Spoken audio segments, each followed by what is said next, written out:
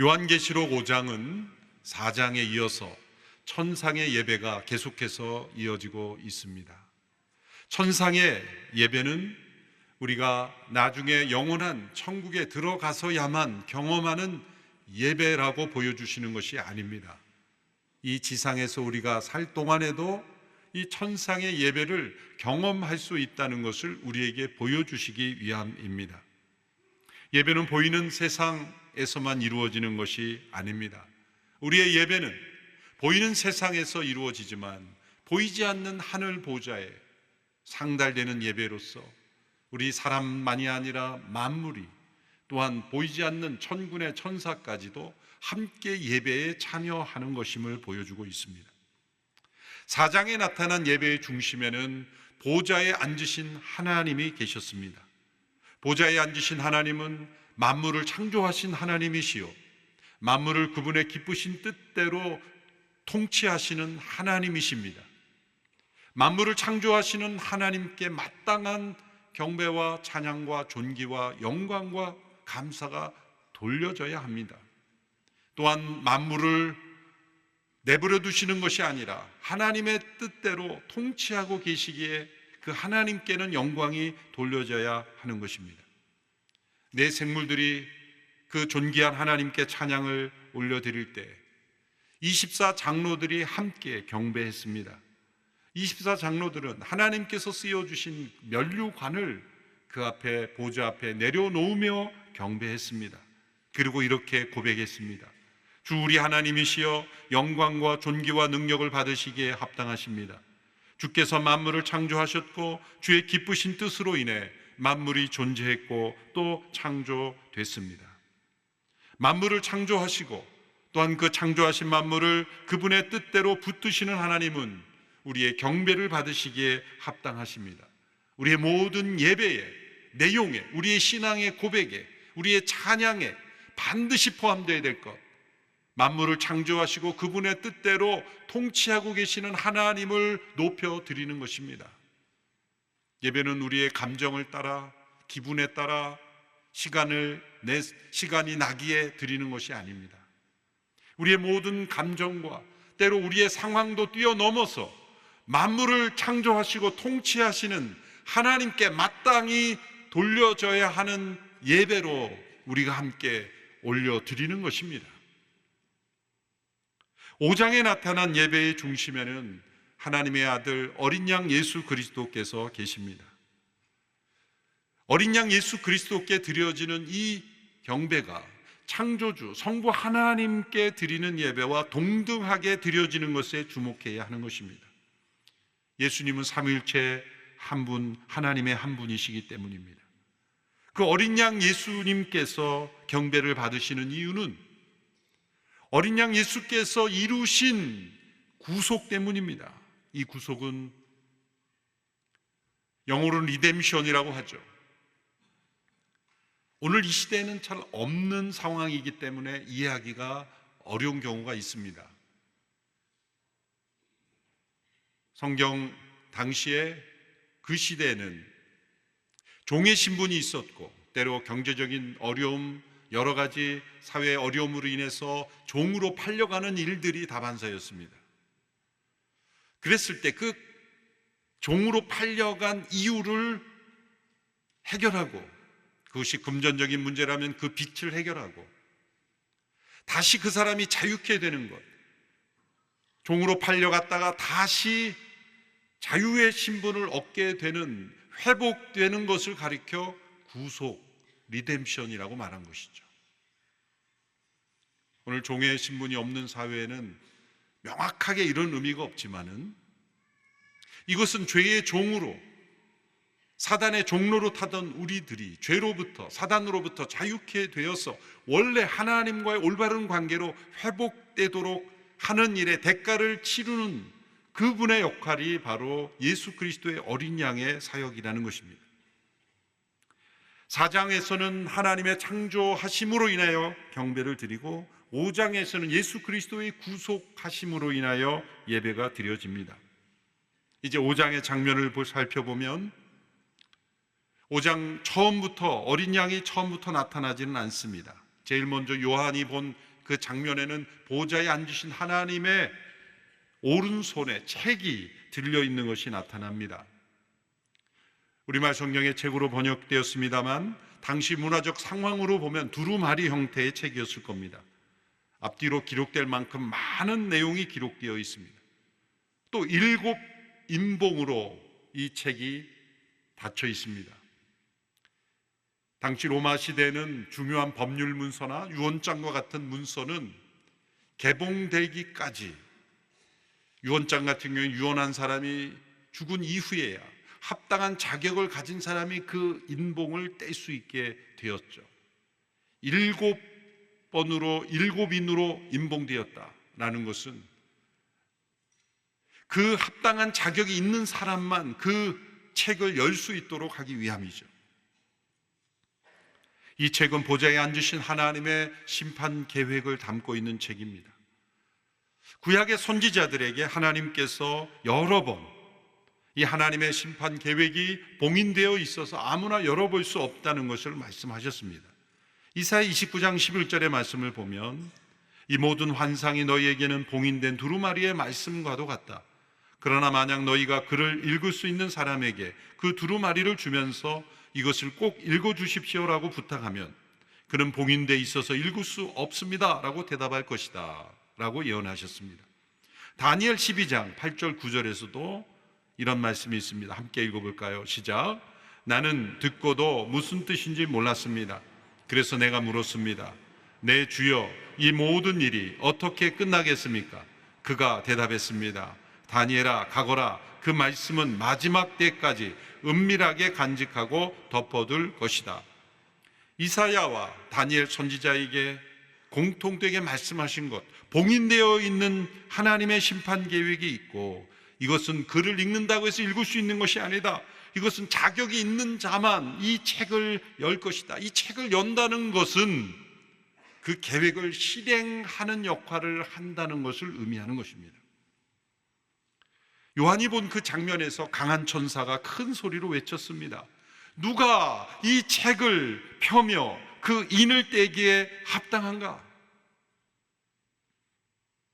모두가 들을 수 있는 큰 소리로 이 질문을 던졌지만 하늘과 땅의 어느 곳에서도 이 책을 펼 수 있는 자격을 가진 사람이 없었다는 것을 요한이 확인합니다. 그때 요한은 큰 소리로 울게 됩니다. 요한이 슬피 우는 이유는 무엇일까요? 그 책을 펴서 볼 수 있는 사람이 없다는 것은 무엇을 의미하는 것입니까? 자신이 관여하지 못하기 때문에 슬퍼한 것이 아니라 하나님의 계획이, 하나님의 심판 계획이 실행되지 못하는 것으로 인하여 슬퍼하는 것입니다. 당시에 1세기의 초대교회 소아시아 7교회 성도들은 로마 황제를 신으로 숭배하지 않으면 죽임당할 수 있는 상황이었습니다. 고난과 핍박이 계속 심해지고 있었습니다. 그들은 어떤 기도를 드렸을까요? 공의로우신 하나님께서 이렇게 하나님을 대적하고 하나님을 모독하고 스스로 하나님의 위치에 있는 이런 세력들에 대한 하나님의 심판은 없는 것입니까? 하나님의 창조 질서를 무너뜨리고 인간이 왕이 되는 세상을 만들려고 하고 하나님의 창조 질서를 붕괴시키고 헛된 우상을 숭배하는 악과 타협하고 악의 도구가 된 이들이 세상을 장악하고 있는 것 같은 이 세상 속에서 하나님의 공의로운 심판은 과연 어디에 있습니까? 구약의 하박국 선지자가 악이 횡행하던 시대에 하나님께 질문하며 도전했던 것처럼 그러한 질문을 요한도 던지며 슬퍼했던 것입니다. 이 책이 열려지지 않는다는 것은 하나님의 심판 계획이 실행되지 않는 것인데, 그렇다면 세상은 악한 이들이 득세하고 힘센 이들이 장악하고 스스로 하나님으로 높이고 무력으로 힘으로 억누르는 그 세상이 계속될 것입니까? 바로 그러한 슬픔을 요한이 느낀 것입니다. 이것은 1세기의 성도들만이 아니라 오고 오는 모든 시대에 핍박 속에 있었던 성도들이 하나님께 기도했던 내용이 헛된 곳으로 돌아갈 수 있는 것처럼 보여질 게 느껴지는 슬픔인 겁니다. 시편에 많은 성도들이 하나님 앞에 탄원하며 기도했던 바로 그 슬픔입니다. 그런데 이 계시록의 말씀을 우리에게 보여주시는 까닭은 무엇입니까? 슬퍼하지 마라. 하나님은 여전히 세상을 통치하고 계신다. 만물을 창조하신 분이 그 만물을 붙잡고 계시며 하나님의 공의로운 심판은 반드시 실행될 것이다 라는 걸 우리에게 보여주기 위해서입니다. 요한은 그 책을 펼 자격이 있는 사람이 하나도 보이지 않자 큰 소리로 울었지만 장로들 한 사람이 요한에게 말합니다. 울지 마라. 유다 지파의 사자 다윗의 뿌리가 승리했으니 그 책과 그 7인을 열 것이다. 울지 마라. 이 책을 열 자격이 있는 분이 오신다. 그분은 유다 지파의 사자요 다윗의 뿌리로서 승리하신 분이다. 그 책을 열기에 합당한 분을 이렇게 소개합니다. 유다 지파의 사자요 다윗의 뿌리이시다. 이 두 가지 호칭은 구약에서 장차 오실 메시아를 예언할 때 사용된 호칭들입니다. 첫 번째 유다 지파의 사자라는 이 단어는 야곱이 사용했습니다. 자신의 죽음이 가까웠음을 알고 12아들을 놓고 유언을 남깁니다. 하나들에게 유언을 할 때 특별히 유다 아들에게 예언을 합니다. 유다 지파의 자손 가운데 사자의 힘과 능력을 가진 이가 올 것이며 그가 원수들을 정복하고 또한 모든 백성을 통치하게 될 것이다 라는 유언을 남기는데 그것이 예언이죠. 아들에게 준 유언이 곧 예언이 된 것입니다. 두 번째, 다윗의 뿌리라는 것은 이사야서에서 장차 오실 메시아를 예언할 때 많이 사용되었습니다. 다윗의 뿌리 혹은 다윗의 줄기, 이새의 뿌리, 이새가 다윗의 앞선 조상이기 때문에 같은 맥락으로 사용된 겁니다. 이사야 11장 10절의 말씀을 우리 함께 읽어보겠습니다. 시작. 그날에 이새의 뿌리가 나타나 민족들의 깃발이 될 것이다. 나라들이 그에게 찾아오고 그가 있는 곳은 영화롭게 될 것이다. 장차 민족들의 깃발이 되실 분, 그리고 나라들이 그에게 찾아오게 될 분이 오신다. 그분이 바로 예수 그리스도이시죠. 두 말씀을 합하면 유다 지파 가운데 다윗의 후손으로 오시는 메시아, 그분이 사자의 힘과 능력을 가지신 분으로 오신다는 거죠. 그분이 바로 승리하신 분이라는 겁니다. 모든 대적들, 모든 하나님을 대적하는 악에 대하여 승리하신 분으로 오신다는 겁니다. 그런데 요한은 바로 유다 지파의 사자 같은 분이 오신다고 들었는데 그가 눈으로 본 것은 사자가 아니라 어린 양이었습니다. 5장 6절의 말씀을 보십시오. 또 나는 보좌와 내 생물들과 장로들 가운데 어린 양이 서 있는 것을 보았는데 죽임을 당했던 것 같습니다. 그가 7뿔과 7눈을 가지고 있으니 이 눈들은 온 땅에 보냄을 받은 하나님의 7 영입니다. 요한이 본 것은 어린 양입니다. 그림을 한번 보시면 이 그림은 졸음방지 그림입니다. 요한계시록에 이 환상이 많이 나오기 때문에 이 그림을 실제적으로 그리기가 참 어려운데 레벨레이션 인카운터라는 사역을 하는 이본 칠더스, 폴 칠더스라는 그 가족입니다. 가족이 요한계시록을 그림으로 다 표현했는데 그 중에 그림 몇 가지 그림을 제가 설교할 때 허락을 받고 이렇게 사용하고자 합니다. 요한이 들은 것은 사자와 같은 분이라고 분명 말씀했는데 본 것은 어린 양인 것입니다. 이게 왜 틀린 것입니까? 틀린 것이 아니라 보완이 되는 겁니다. 사자 같으신 분인데 그분이 어린 양으로 죽임당하셨다는 겁니다. 힘이 없어서 죽임당한 것이 아니죠. 왜냐하면 이 어린 양의 모양이 특이하죠. 어린 양인데 보통 양과 달리 7뿔과 7눈을 가지고 있기 때문입니다. 7뿔은 완전한 능력을 의미하고 7 눈은 완전한 지혜를 의미합니다. 이분은 완전한 능력과 지혜를 가지신 어린 양이십니다. 그러므로 이러한 양이 죽임당했다는 것은 힘이 없고 지혜가 없어서 부족해서 어쩔 수 없어서 죽임당한 것이 아니라 그 강한 힘과 그 완전한 지혜를 가지신 분이 어떤 목적을 가진 죽임을 당했다는 것을 의미하고 있습니다. 사자처럼 가장 강하신 분이 어린 양처럼 연약한 존재가 된 이유가 무엇일까요? 연초에 계시록 강해를 시작할 때 제가 C.S. 루이스의 나니아 연대기 시리 중에 사자와 마녀와 옷장 이야기를 했습니다. 다시 한번 반복하면 사자 아슬란은 강한 존재입니다. 그런데 그 나니아에 들어온 아이들 가운데 에드먼드라는 마녀의 꼬임에 유혹에 넘어간 한 아이가 마녀의 하수인이 되어버렸어요. 그 아이를 구원하기 위해서 사자 아슬란은 자신의 생명을 마녀에게 내어줍니다. 만일 그 아이가 없다면 아슬란은 마녀를 그냥 정복할 수 있는 힘과 능력을 가진 존재입니다. 그런데 마녀를 그냥 정복만 한다면 그 아이는 잃어버리는 것입니다. 그 아이를 구하기 위해서 사자 아슬란은 자신의 생명을 어린 양처럼 제단의 제물로 내어줍니다. 그리고 마녀의 창에 의하여 사자가 찔려 죽임을 당합니다. 어린 양처럼.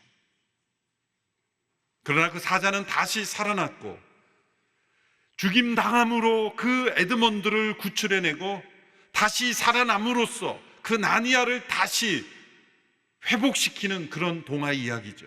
이것은 복음의 이야기를 동화의 형태로 각색한 멋진 이야기입니다. 바로 이 사자입니다.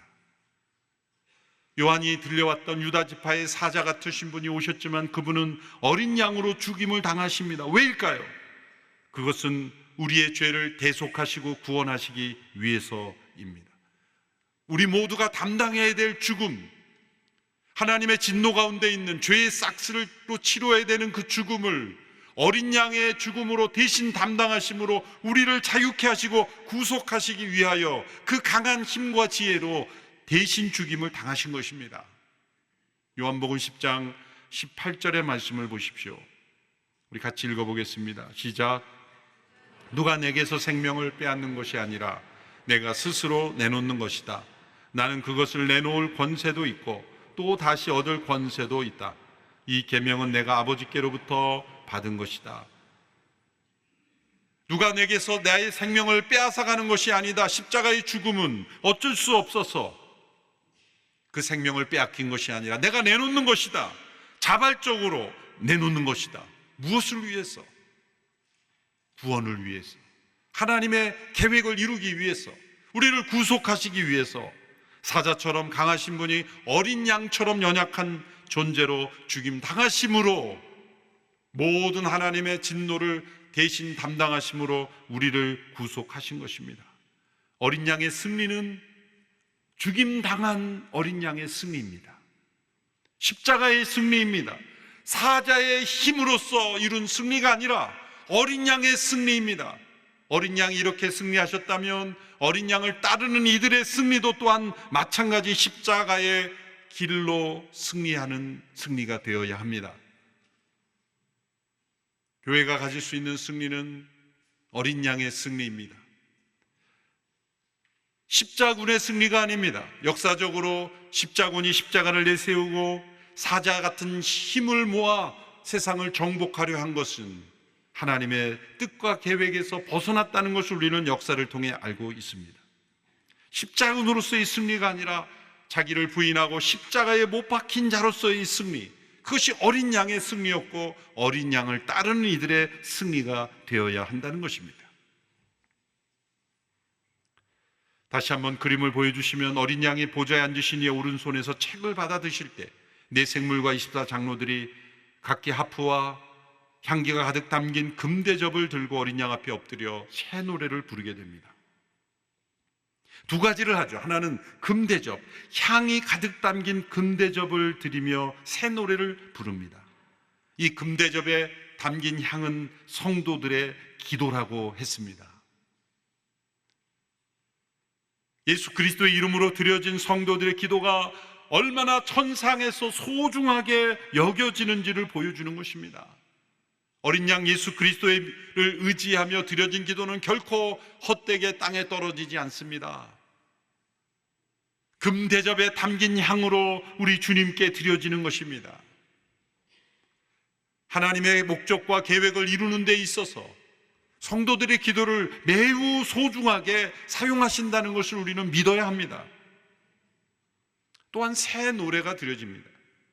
이 새 노래는 어린 양께서 왜 그 책을 취하기에 합당한 자격이 있는 분인지를 설명합니다.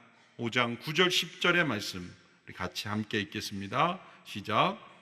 그늘은 새 노래를 부르며 말했습니다. 주는 그 책을 취해 인들을 떼기에 합당하십니다. 이는 주께서 죽임을 당하심으로 주의 피로 모든 족속과 언어와 백성과 나라들로부터 사람들을 하나님께로 구속해 들이셨고 그들로 우리 하나님께 나라와 제사장들이 되게 하셨으므로 그들이 땅 위에서 왕노릇하게 될 것입니다. 첫 번째 이유는 주의 피로, 어린 양의 피로 모든 족속과 나라들로부터 사람들을 하나님께로 구속해 들이셨기 때문입니다. 어느 한 민족이 아닙니다. 이스라엘이나 한 민족이 아닙니다. 모든 족속과 나라들 가운데 사람들을 구속하는 겁니다.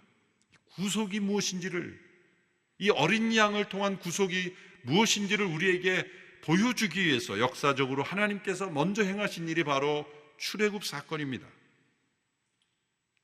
아브라함의 후손들이 애굽으로 건너가 이제 번성하였지만 그 애굽으로부터 억압과 착취를 당하고 있을 때 하나님께서 그 땅으로부터 그들을 건져내실 때 10가지 재앙을 내리셨는데 마지막 10가지 재앙이, 10번째 재앙이 장자의 죽음의 재앙이었습니다. 그 애굽 땅에 모든 처음 난 것을 다 취하시는 재앙이었습니다. 그것은 애굽 사람들에게만 임한 것이 아니라 그 땅에 있는 이스라엘 백성들을 포함해서 그 땅에 있는 모든 사람들의 처음 난 것입니다. 그런데 구원의 약속을 주셨습니다. 그 재앙으로부터 자유케 될 수 있는 비결은 그 집의 좌우 문설주와 임방에 피를 바르는 것이었습니다. 어린 양의 피를 바르면 그 피를 보고 그냥 지나친다는 겁니다. 출애굽기 12장 13절의 말씀을 보십시오. 내가 이집트 땅을 칠 때 너희 사는 집에 피를 발랐으면 그것이 표시가 돼 내가 그 피를 볼 때 너희를 그냥 지나칠 것이다. 그러므로 재앙이 너희에게 내려 너희를 멸망시키는 일이 없을 것이다. 왜 피를 발라 표시를 내는 것일까요? 당시 페인트가 없어서 피로 사용한 것일까요?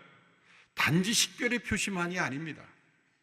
그 피를 볼 때 그냥 넘어가신 이유가 무엇일까요? 이때로부터 6월절이 시작이 됐죠. 6월절은 6월절이 아닙니다. 어떤 분은 6월절이니까 6월 달에 이루어졌나? 그게 아니라 6월, 넘어간다. 영어로 패스오버. 그냥 넘어간다는 거예요. 왜 피를 볼 때 넘어갑니까? 단지 그 피는 이스라엘 민족임을 알리는 식별 표시가 아닙니다. 이스라엘 민족에게만 이제 애굽 사람에게는 알리면 안 돼. 이스라엘 사람들에게만 비밀리 전파해가지고 그 피를 발라서 넘어간 게 아닙니다. 당시에 많은 이방 민족들도 그 약속을 믿음으로 받아들여서 애굽인이나 다른 이방인들도 그 약속에 참여한 이들은 다 구원을 받았어요. 그리고 출애굽할 때 그들도 함께 나왔어요. 예전에 개역 성경에 보면 조금 번역을 조금 이렇게 했어요. 중단 잡족이 함께 나왔다. 번역을 조금 너무 나이브하겠죠? 개정 번역에서는 여러 민족 사람들이 함께 왔다. 출애굽은 처음부터 다민족 공동체였어요. 이스라엘 백성들에게만 비밀 코드를 나눠줘서 살게 한 표식이 아니라 그 온 땅에 재앙이 임하였고 그 재앙에서 살아날 수 있는 길은 이 약속에 참여하는 것인데 그것은 피의 식별입니다. 그것은 무슨 의미가 있습니까? 하나님의 약속에 따라 죽어진 재물이 있다는 것이고 그 제물의 희생을 통해서 죽음의 형벌이 그 집에 이미 실행되었다는 것으로 간주하신다는 거예요. 우리가 예수님 믿으면 구원받고 믿지 않으면 구원받지 못한다는 것을 가볍게 이렇게 설명은 안 됩니다. 예수님 믿으라고 했으면 믿어야지. 그러니까 믿었으니까 착하니까 구원하시고, 믿으라고 했는데 안 믿었어, 이런 나쁜 사람들이 있나? 너는 심판받아. 그렇게 생각하시면 안 돼요. 그런 차원이 아니라 모든 사람들이 다 하나님의 진노와 심판 아래에 있는 것입니다. 애굽의 온 땅에 재앙이 내려진 것처럼 아담 안에서 태어난 모든 사람들은 죽어야 마땅한 존재들인 것입니다. 그런데 구원의 약속을 주셨죠. 그것은 하나님께서 정하신 구원의 길, 그 죽음을 대신 담당하신 어린 양 예수 그리스도의 죽음을 나의 죽음으로 믿음으로 받아들이는 자들에게는 그 죽음의 심판이 실행된 것으로 여기시고 넘어가신다는 거예요. 우리가 예수 믿어 구원받는다는 것은 눈 감아 주시는 게 아닙니다. 못 본 척 면제해 주시는 것이 아니라 예수 그리스도의 십자가 안에서 우리에게 심판이 집행된 것으로 간주하시는 거예요. 이미 심판을 그리스도 안에서 우리는 받은 것이기에 우리가 구원받는다는 거예요. 그래서 그 피를 볼 때 넘어가시는 거예요. 그 집에는 심판이 집행된 것입니다. 집행되었으니 들어갈 필요가 없는 거죠. 그러한 방도로 우리를 구원하셨다는 거죠. 이렇게 피를 통해 우리를 구원하신다는 것을 여러 말씀을 주셨죠. 레위기 17장 11절에도 보면, 같이 한번 읽어볼까요? 시작. 이는 육체의 생명이 피에 있기 때문이다. 내가 너희를 위해 제단에서 속죄를 하는 용도로 주었던 것이 바로 피다. 이는 피가 생명을 속하는 것이기 때문이다. 세 가지 중요한 사실을 선언합니다. 첫째, 피는 생명이다. 둘째, 피가 속죄를 이룬다. 생명을 위해 다른 생명이 죽어질 때 속죄가 이루어지는 거죠. 셋째, 이 속죄를 위해서 하나님께서 그 피를 정하여 주신다. 하나님의 아들 예수 그리스도를 내어주셨고, 그분이 어린 양으로, 사자이신 그분이 어린 양이 되어서 자신의 피를 내어주심으로 속죄를 이룰 수 있게 하셨다는 거예요. 오직 이분만이 하나님의 책을 열 수 있는 자격이 있는 것입니다. 그분만이 오직 구원의 길이기 때문이죠.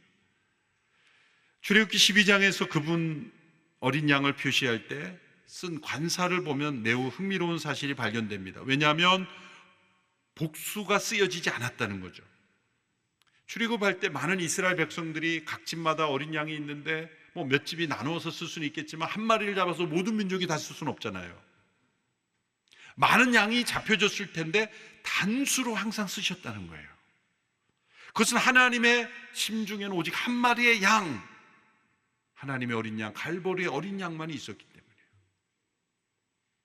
하나님께서 성경을 기록하실 때는 이 단수 복수까지 다 신경 쓰신 거예요. 시제까지 다 신경 쓰신 것처럼. 아브라함의 후손이라 할 때 하늘의 별처럼 바다의 모래처럼 많게 하신다 그러는데, 놀라운 것은 복수형을 쓰지 않으셨다는 거예요. 그 문법이 잘못 기록된 건 아닙니다. 바울이 갈라디아 3장에서 그걸 해설할 때 하나님께서 여럿을 가리켜 아브라함의 자손이라 하지 아니하시고 오직 한 사람을 가리킨다고 말씀하셨어요. 오직 예수 그리스도, 그분을 통해서 땅의 모든 족속의 복을 얻게 하시는 계획입니다. 출애굽기 12장 3절에 보면 어린 양 한 마리라는 표현이 나와요. 12장 4절에 보면 바로 그 양, 5절에 보면 그분이 바로 우리의 어린 양이심을 설명하는 거예요.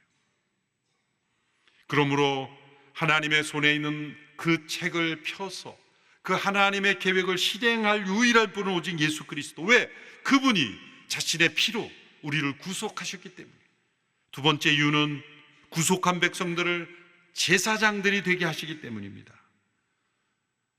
이스라엘 백성들을 하나님께서 애굽에서 구속하신 이후에 그들에 대한 하나님의 계획을 설명한 게 출애굽기 19장이죠. 5절 6절에 보면 이런 말씀이 있습니다. 같이 읽어볼까요? 시작. 그러니 이제 너희가 내게 온전히 순종하고 내 언약을 지키면 너희는 모든 민족들 가운데 특별한 내 보물이 될 것이다. 온 땅이 다 내 것이지만 너희는 내게 제사장 나라 거룩한 민족이 될 것이다. 구속하신 그 백성들을 제사장이 되게 하신다는 겁니다. 이 제사장이란 단어는 사람들이 하나님께로 가는 통로가 된다는 면에서 선교적인 의미가 있는 거예요. 먼저 구속받은 이들로 하여금 또 다른 이들이 구속받는 통로가 되게 하시기 위해서 우리를 구속하셨다는 겁니다. 그때 요한은 보좌들과 생문들과 장로들을 에워싼 수많은 천사들이 큰 소리로 찬양하는 합창을 듣습니다. 다시 그림을 보여주시면 5장 12절 이렇게 말씀합니다. 죽임당하신 어린 양은 능력과 부귀와 지혜와 힘과 존귀와 영광과 찬양을 받기에 합당하십니다. 이제 마지막으로 예배에 참여하는 대상이 확대되어 이제는 모든 피조물이 다 함께 경배합니다. 13절 14절의 말씀을 읽습니다. 시작. 또 나는 하늘과 땅 위와 땅 아래와 바다에 있는 모든 피조물들과 그 안에 있는 모든 것들이 보좌에 앉으신 분과 어린 양께 찬송과 존귀와 영광과 능력이 영원토록 있기를 빕니다 라고 하는 소리를 들었습니다. 이에 내 생물은 아멘하고 화답했고 장로들은 엎드려 경배했습니다. 마지막 경배에서 이제 4장에서 보좌에 앉으신 하나님, 5장에서 어린 양께 함께 경배를 드립니다. 이 천상의 예배를 요한시대의 성도들 그리고 우리에게 보여주시는 의도가 무엇일까요? 이 천상의 예배를 묵상하며 우리에게 적용해야 될 부분이 무엇일까요? 하나님의 백성들이 때로 고난과 핍박, 심지어 죽음까지 무릅서야 할 때가 있습니다. 하나님의 돌보심과 주권을 의심할 수 있습니다. 하나님의 손에 들린 그 하나님의 심판의 계획이 집행되지 않는 것 같은 답답한 상황이 있습니다. 그러나 낙심하지 말라는 것입니다. 하나님의 어린 양 예수 그리스도께서 그 책을 펼칠 것이며 그 책에 있는 하나님의 모든 계획을 역사를 통해 반드시 실행할 것이다. 그러므로 낙심하지 마라, 슬퍼하지 마라, 울지 말라. 하나님의 공의로운 심판의 책은 반드시 열린다. 세상은 아무렇게나 흘러가는 것이 아니다. 이 세상은 하나님의 이 심판의 계획을 벗어날 수 없다. 그러므로 하나님의 백성들이 이 세상에서 승리하는 길은 사자와 같은 힘을 모으는 것이 아니라 어린 양이신 그분의 승리를 따르는 것입니다. 십자가를 내세우며 십자군이 되는 것이 아니라 죽임당하신 어린 양처럼 자기를 부인하고 자기 십자가를 지고 주님을 따르는 것, 그러면서 창조주 하나님과 보좌에 계신 분과 그 어린 양 예수 그리스도를 경배하는 것, 여러분 이것이 세상에서 가장 강력한 공동체의 힘입니다. 세상이 어떤 상황일지라도 세상에 무관하다는 게 아니라, 무관심하다는 게 아니라 전쟁의 한복판에서도 보좌에 계신 분과 어린 양께 마땅히 드려야 될 경배를 드리는 사람들은 올바른 분별력을 가집니다. 세상에 휩쓸리지 않습니다. 세상이 난리인데 예배나 드리고 한가하게 있을 거냐? 이것은 예배에 대한 모독입니다. 예배의 가치를 모르는 것입니다. 어떠한 상황 속에서도, 심지어 나의 어떠한 감정 속에서도 그것을 뛰어넘어 보좌에 계신 하나님과 어린 양께 마땅히 돌려야 될 경배를 온전히 드리는 사람은 반드시 어떠한 상황 속에서도 승리합니다. 예배가 우리의 승리의 길인 것입니다. 예배가 우리의 참된 능력인 거죠. 그 예배는 구속받은 성도들의 주님께 대한 찬양과 감사가 올려드려야 되는 것입니다. 예배와 세상의 집회를 혼동하지 마십시오. 예배와 인간의 모임을 혼동하면 안 됩니다. 죽임당하신 어린 양께 온전한 경배를 올려드리는 이 천상의 공동체만이 이 세상의 유일한 소망이요, 그리고 세상에 진정한 영향력을 줄 수 있는 공동체라는 이 확신을 우리 모든 성도들이 결코 잃어버리지 않게 되기를 축원합니다. 기도하겠습니다. 보좌에 앉으신 하나님, 그리고 우리를 구속하시기 위해 죽임당하시고 부활하신 어린 양 되신 주님을 찬양합니다. 우리 주님께 모든 영광과 찬양과 감사를 올려드립니다.